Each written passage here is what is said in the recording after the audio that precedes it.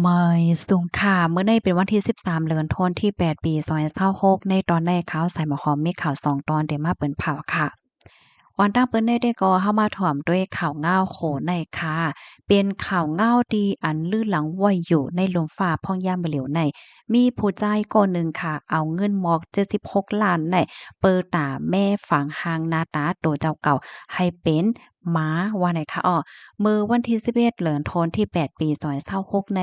มีข่าวเงาหลากหลายออกมาเปิ้นแผ่เนอสื่อตรงก้นออนไลน์ตั้งนำตั้งหลายค่ะมีคลิปวิดีโออันหลากๆหลายๆมีผู้ชายเจ้าจะปานคนหนึ่งอายุไล26ปีค่ะมั่นใจในเอาเงินสูงถึง3.67ล้านเหรียญอำนั้นก็ได้ตกเงินไทยอยู่หมอก76ล้านบาทค่ะพาเป็นไปแลกลายตัวเจ้าเก่ามั่นใจนั้นให้เย็นเป็นหมาในคะเนาะน้องหมาว่าจังไหนคะอ้อ ตั้งฝังหางและตั้งลองต้งหนึ่งลองเฮ็ดตั้งสร้างในขณะถึงดีเฮ็ดให้หลายก็แน่เข้าใจว่ามั่นใจในกว่าแม่นาแม่ตาแม่เหมือนจังว่าแม่ผ่าแม่ตัดแม่หังปอกกำใหญ่นั่นขนาดเนาะเปิดตาให้มีฝั่งหางหน้าตาเหมือนจังหนังน้องหมานั่นเฮ็ดจังไหนในคลิปวิดีโอนั่นค่ะแหน่ให้หันก้นที่อันมีฝั่งหางง่ายเหมือนจังหนังน้องหมานอนอยู่เหนือปึ้นจอมเส้นตางหิมแคบตางและจังใดอะค่ะ เลอเซนั่นก็มีป้าลายสีล้ำเป็นลายหลงไว้ที่หิมห้อมก็โขและโตว่าซังว่าเจอในค่ะโฮมป้าถึงเข้าใจไปเหมือนจังหนังน้องหมาไปนั่นเหย้าในอ้อม เกี่ยวกับเลยลองได้แต่ก็ยังไปมีสักเสนหลักฐานที่อันยืนยันว่ามั่นใจในไหล่เขาผ่าตัดแต้นั่นน่ะเนาะและโ้แตกๆแรงๆว่าคลิปวิดีโออันในเปิ้นแผ่ออกมาเมื่อไหลจึงหือเฮ็ดจั่งใดอ้อก้วยกะว่าจึงหือก็เย้าในไล่โ้ข้อมูลมาเทียงว่าลวงในเลียบเตเกี่ยวข้องจ้อมลองผ่าลองตัด ก้อยกะว่ามันเป็นลวงตีอันกว่าเอาฟางห้างอันเป็นน่องหมาในขณะเอามาซุบใส่เฮ็ดจั่งไหนไหนเนาะอันที่คอมพานีจะปานเขาเฮ็ดออกมานั่นไหนอ้อชุดอันเขามาซุบใส่เหี่ยวก็เฮ็ดอาสางเหมือนจังหนังน่องหมาในค่ะมันกาขันมันในที่มีอยู่หมอก2,000,000 หยวนว่ะเพราะว่าเงินไทยก็ได้ตกอยู่หมอก400,000ปลายเนี่ยค่ะอ้อ อันชุดอันไหนโคจุ่มอันไหนก็ใจข้าวยามเฮ็ดในหมอก40วันเฮ็ดไหนอ้อก้วยกะว่าจึงหือก็ยาวค่ะนะข้อมูลลองตั้งมันแหน่เป็นจังหือเต๊ะๆพองยามเมื่อเหลียวในไหนตั้งฝ่ายเปิ้นผู้มีปุนพ่อนเขาเนี่ยเปิ้นก็ได้สืบหาข้อมูลอยู่เฮ็ดจังไดเนาะ สังว่าข้อมูลอันใดเป็นรองแต้เพราะว่าไหนจึงไหนก้นอันเปิ้นแผ่ออกมาดีในคลิปนั้นก็ยังตึกเป็นก้นหนังปกติ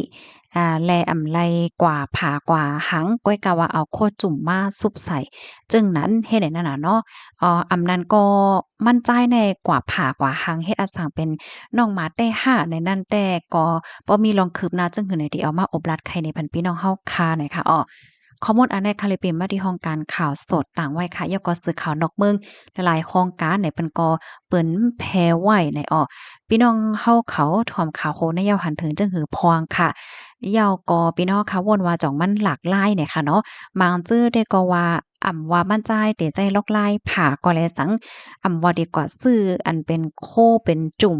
ฝังหังน้องหมาเสมาใส่ก็แลสังไหนเปิ้นได้ก็หันถึงว่ามันหลากหลายนั่นค่ะน่ะเนาะ โคจุ่มอันนั้นก็มันจะเรียกว่าถูกๆค่ะเนาะสี่เซียนปลายลูกกวนเฮ็ดจั่งใดคะนะฮับถอมยาวหันเทินจังหือพองในปันตาหันถึงบ้านไลเนี่ยค่ะสื่อข่าวนอกเมืองอันเปิ้นแพร่ร้องในป้านในไหนสื่อข่าวฟรีแพร่จาแหน่เนี่ยก็เปิ้นแพร่ไว้เนี่ยค่ะกำแน่พี่น้องเขามาเจอก็ได้มีความถามว่าเป็นไลโยโก้นอีหังว่าใครเหมือนน้องหมาว่าสังว่าจังไหนแหน่เนาะค่ะได้ย้อนไขในอีกหนึ่งค่ะเนาะน้องหมาน้องแมวในตัวอย่างเปิงแต้กมันในที่นิวยอร์กในค่ะนะอะโลยน้องหมาน้องแมวในแดเปิ้นลุ่มลาหลีน่ะค่ะกูก็เหมือนเจิงว่าที่เฮิรนหลังในเพราะว่าเลี้ยงน้องหมาน้องแมวเนี่ยค่ะเนาะเปิ้นสิมีไว้ปันเคินนะอะโลเคินเขาได้เขี้ยมน่ะแก้เคินน้องหมามังหลังในค่ะนะมีเป็นหลายจันปุ้น เขาได้เฮ็ดเป็นจั่นให้แหน่แล้วก็มีโคไหลไปเคิ้นไปโลให้แหน่นะมันเป็นเคิ้นน้องหมาจั่งใดคะเสียวก็ตั้งกินได้ก็อะโลยตั้งกินดีหลีงามๆค่ะเอาเพราะว่า กว่าที่อันเปิ้นขายตั้งกินตั้งเยี่ยมอะสวรรค์จังไหนเปิ้นได้มีขายป้าตั้งกินน่องหมากาก็กานะตั้งกินเขาในนะมีหลายๆมิ้วหลายๆเสี้ยนกำเดียวอะเหลือเสียนั่นก็หำมีปลาโคเพราะว่าข้าวกัดเนี่ยเขาก็จะใส่โคอ่นๆแล้วก็มีซอกตีนป้าเห็นนะซอกตีนเห็นแหนเห็นแล1วงเลย1ปอกห้า2ปอกห้าเนี่ยอันนี้ค่ะก็มั่นใจค่ะเนาะมันอยู่ๆเนี่ยเปิ้นก็ได้เอาเขาได้เอาน้องหมาน้องแมวเนี่ยนะก็ไปเล่น กว่าไปเล่นใน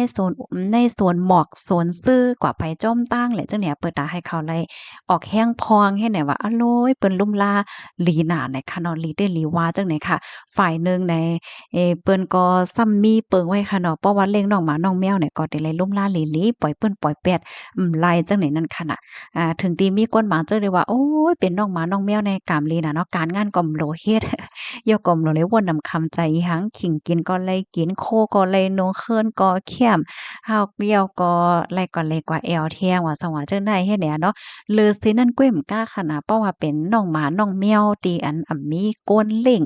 เจ้ามันเล่งในซ้ำในเปิ้นทำปลายมีเทียงตีอันรับเล่งน้องหมาน้องแมวเนี่ยค่ะอ้อ ที่อันเปิ้นรับเลี้ยงนั่นก็ในอะโลเปิ้นเฮ็ดไว้แคมๆกำเดียวเฮ็ดเคิ้นเป็นหลังเป็นหลังเคิ้นเขานั่นก็เปิ้นเฮ็ดอสังมันจังเคิ้นโกนแนวใกล้ๆมันเป็นเล็กๆแค่ไหนนั่นน่ะเนาะมีไว้ที่ในสวนเฮ็ดจังได๋อ้ออาคงเซาน้องหมาน้องแมวปลายเพศเนี่ยค่ะว่ามีปันจังไดป้าเนี่ยค่ะอ้อเปิ้นลุ่มลาหลีน่ะค่ะพี่น้องนะอันนี้ก็ไข่แหน่เนาะไข่แหน่กันจักไหนนะ อ๋อค่ะถ่วมกันอยู่ที่ไรตั้งไรต้องตักกันมาไรค่ะกำในเฮามาถ่วมด้วยข่าวเงาแทงตอนหนึ่งค่ะเกี่ยวกับเลยลวงตีหลินตีเคินไหนออก้นต่างเมืองเอาจือก้นไทยซื้อตีหลินแลเคินเยยาติ่งยอบ13ก่อที่เมืองไทยนั่นเจ้าหน้าที่ฝ่ายผู้มีปนพรเขาขับขึงเพียวม่วยลวงก้นต่างเมืองก้นดอกเมืองเขาเอาจือก้นไทยเสียกอซื้อเอาตีหลินเฮ็ดเคินเยเป็นของเจ้าเก่านั่น คือใหญ่ๆแลเมื่อวันที่10เดือนธันวาคมปี2026นั่นก็กว่ากดทัดเตียเจเว้งโขขินเจดอนปราจบเคดีขันเสติ้งยอบไหลก้นต่างเมืองอันมีตั้งพิษ13ก่อตั้งฝ่ายปลีเขาลาดว่าเมือนาในไลจอบจ้ามโคไว้วาเตจะเว้งโขหินนั่นมีก้นต่างเมืองใจจือก้นไทยก่อตั้งคอมมานีสีซื้อตีลินเฮิรนเย่ไหนแลให้ล่มตลาออกหมายมีติ่งยอบไหวก้นต่างเมือง45ก่อก้นไทย39ก่อถึงมาในวันที่10เดือนธันวาคมปี2026เจ้าหน้าที่บริหารโพกวนเจดวนอีกบ้าตั้งฝ่ายปกป้องติงเหลียนไปมักมีคมตั้งเสียงเอ็นแห้งสองปากปลายเข้ากว่ากดท่า15ตีป้าตั้งเคินเยกคึกเข้มอันป้าหนองลุยน้ำภูวิลราในเอิงทับใต้เจเวงโขหิน ในกาอันล่มตะลาออกหมายมีติ่งยอบนั่นค่ะยอบไหลก้นต่างเมือง13เกาะในนั้นปากวนเมืองอังกฤษแขเมืองอิตาลีฝรั่งเศสเนเธอร์แลนด์ออสเตรเลียฟิลิปปินส์และอเมริกันเจ้าในลายเฮ็ดตั้งสร้างเขาในจึงในจื้อเขาในเอาจื้อก้นไทยก่อตั้งคอมมานีสีซื้อตีหลินก่อสร้างเฮิรนเยคึกเขี้ยมเป็นปอกเป็นหย่อมเย่าแม่ขายต่อก้นดอกเมืองเขาขึ้น1หลังในอเมริกาคัน10ล้านถึง20ล้านจังได๋มือกดทัดด้วยลึกๆเนี่ยจึงคอมมานีมีไว้จื้อหลายๆกุ้ยมีการงานสังเอาจื้อก้นไทยก่อตั้งเสตะเงินตื้นล่างอันป้าเงินก้นไทยโคปากเป็นคองก้นต่างเมืองอันญาติ่งยอบนั่นกำพองยังโคจักก้นไทยอันขามออกจือปันเขา ในวงการมีคอมพานีหมายมีและคอมพานีเซียนหมายเขาขับขึงปันกุ้ยวาในอ้อม เจ้าหน้าที่สืบราดว่าที่โหหินในมีคอมมานีอันลีทางเทิม33อันเขาซื้อไว้ดีลิ้นกาขันตานเงินไทย3ปักล้านวาทปอกในตึกยอบไหล13ก่อก้อยเดสิบกดทัดติ้งยอบกว่าเทียงในปี2026ในเจ้าหน้าที่เขาไล่กว่ากดทัดลวงใจจือก้นไทยเสียก็ซื้อดีลินเฮิรนเยมีเฮิรน2ปาก33หลังแลดีลิน60กาปายมีกาขันต่านเงินไทย2เฮง5ปาก39ล้านวาทอันมีในโคกเจดอนเหมือนจังหนังเกี้ยงใหม่สุราษฎร์ธานีภูเก็ตพังงากะปิชลบุรีล่มตะลาออกหมายติ่งยอบ1ปาก33เผินไล่เตียบตัดเส้นตะลาปันตามตั้งพิษเหี่ยวโตกว่า20ลวงว่าไหนอ้อ ข้อมูลอันในค่ะเลยปึงอิงเอามาดีโครงการข่าวเงาหางเสียงใต้เตรียมต่างไว้ตั้งฝ่ายใต้เนี่ยค่ะเนาะสื่อข่าวไทยหลายๆโครงการก็ไล่ออกไว้เนี่ยค่ะเพราะว่าเฮาค้ามาด้วยข่าวเงาเกี่ยวกับไอ้ร้องจังไหนคะนะพี่น้องเฮาเขาจื้ออันที่ซื้อดีลิ้นดีเฮิรนและจังไหนก็ให้ไล่ออนกันฟังค่ะเนาะเมื่อว่าเฮาฮู้ว่าวาดไว้เฮาเต็มทนในจังซื้อได้เตเตอหลอดเพจังเนี่ยเนาะเพราะว่าซื้อเหี่ยวก็ยาทัดยายึดขึ้นกำลืนเนี่ยก็มันก็ง่ายค่ะเนาะเงินก็หาได้ง่ายๆเฮ็ดจังได๋นะอ๋อค่ะรับถ้าแม่นหันถึงจังพร้อมปันตาหันถึงมาเลยค่ะอ้อหมอยสุงค่ะ